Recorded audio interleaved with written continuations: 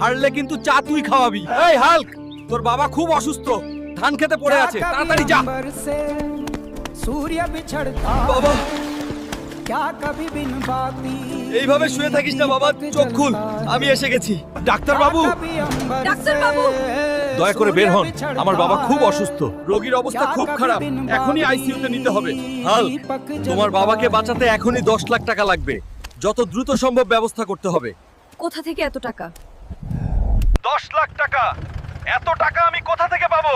শুনুন শুনুন, আজ বিকেলে বটতলার মাঠে মহাকুস্তি লড়াই। আমি লড়তে এসেছিস পুরস্কারের টাকার জন্য। বন্ধুরা, আমি আর পারছি না, প্লিজ আমার চ্যানেলটা সাবস্ক্রাইব করো, লাইক দাও।